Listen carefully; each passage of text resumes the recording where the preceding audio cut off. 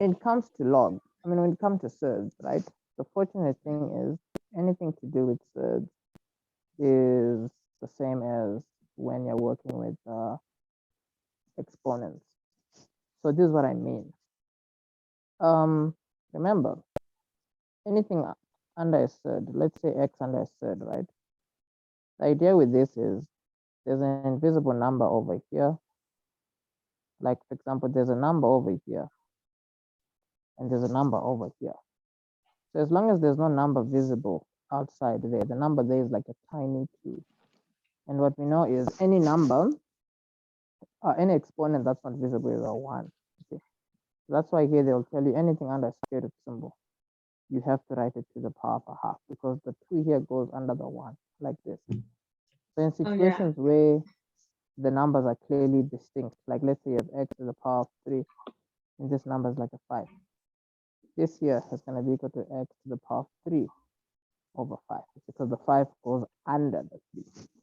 Now, the reason I'm showing this is to show you that whatever laws you know of exponents, it's the same with SURDS.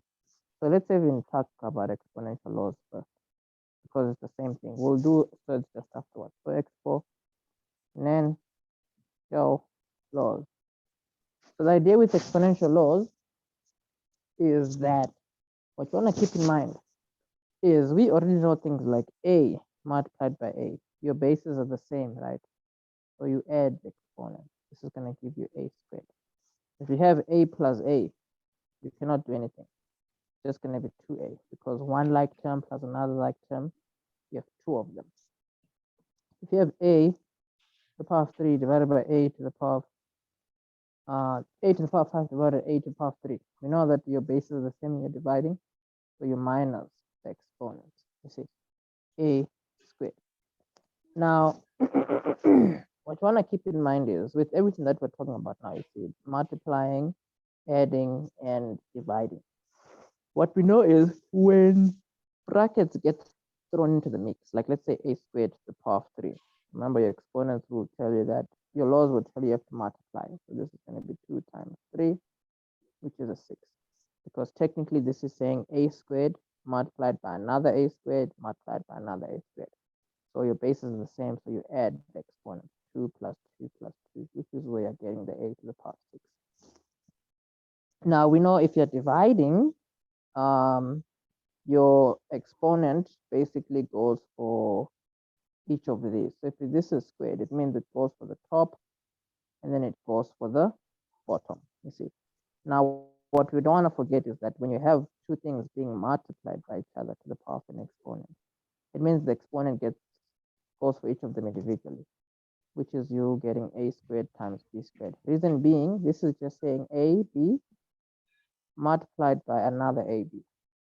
So already you're seeing that everything here is being multiplied by each other. So you have a times a, which is a squared, b times b, which is giving you the b squared. So with that being said, right, it boils down to SURD laws now. But before going into SURD laws, we know that if you're adding or subtracting, right, here, 2 things being multiplied together, you have one bracket and another bracket.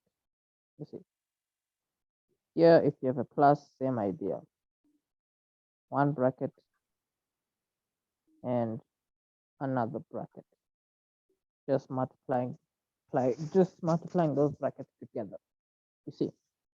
So with SURD laws now, let's write here again, SURD laws. SURD law, SURD laws. So with SURD laws, the idea is with all this that we've mentioned, the same applies. If you have a square root symbol, right, and 2 things under that square, it's the same as if you had 2 things with the exponent. The square root goes for both of them individually. You see, square root of a multiplied by square root of b. Now, this is mainly useful for cases where you have to break down a number that's not a square number. For example, if you get the square root of 26, The square root of 26 is not a normal value. Let me try and get something where it's a square number multiplied by something that is not a square number. Let's say square root of 8. The square root of 8, you can write it as square root of 2 times 4, meaning you have here square root of 2 multiplied by square root of 4. And then square root of 2, you cannot do anything, but then square root of 4, you can do something. It's just a 2. That's how you end up with 2 square root of 2, you see. Because when you break down a number, you can usually break down in such a way that you have a square number and something that is not a square number. So when you're now dividing, the same applies. When you have a square root symbol and you have, like, let's say a over b, remember a square root has all the laws of exponents. So it means here the square root goes for the top, the square root goes for the bottom. Just like here, the square goes for the top, the square goes for the bottom. Now, if you're adding or subtracting, you need to then just keep in mind that it's really not going to change anything, because you have a plus b under square root. This is not going to become anything specific, because this is as good as just having a plus b, the whole thing to the power of a half. You see, you cannot necessarily do much with that. So when you're adding and subtracting, it's all about like terms. So if you have 3 square root of 4 plus 5 square root of 4. Well, I mean, this one is a dumb example because 4 is a square number. Let's use something that is not a square number, like 2. Put a 2 here, put a 2 there. So the reason why this works out nicely is because you see here, you have 3 plus 5. 3 plus 5 gives you 8. And then you have square root of 2 there. Because this is saying you have square root of 2, 3 of them, and then 5, you have 2. So you have square root of 2, 5 of them, you see. So 5 of one thing plus 3 of another thing, that's going to give you 8 of that thing.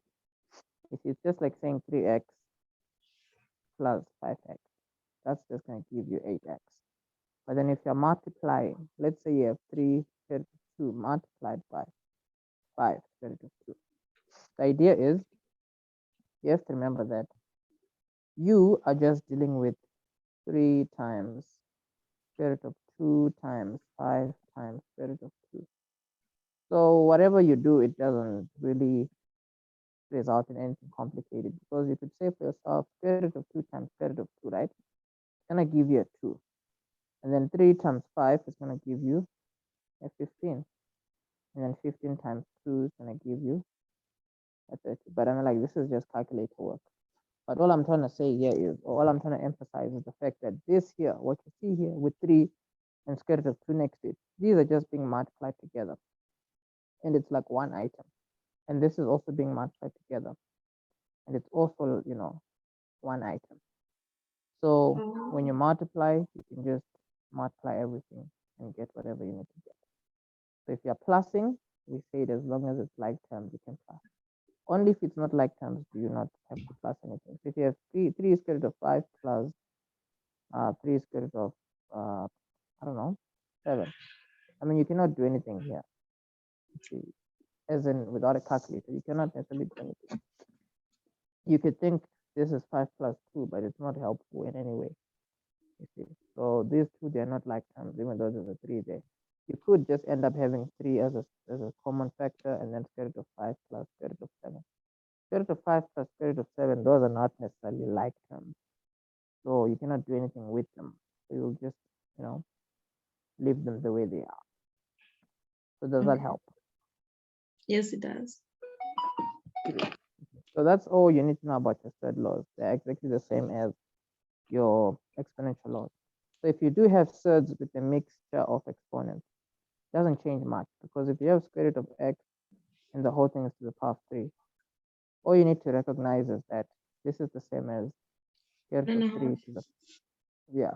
All you need to recognize is that what you can actually do for yourself is to remember that, okay, there's a 2 here and there's a 1 there. So the 2 goes under the 1. You have x to the power of a half. Now, if this is to the power of 3, it means that you end up with x to the power of 3 half. like that. So you can have a mixed, if you want to have a mixture of exponents and surds, it's better to change whatever is a surd into something that is an exponent so that these can work together. But then obviously, and in other cases, you'll just have to work with it the way it is, depending on what the question is. Okay. Okay. Great.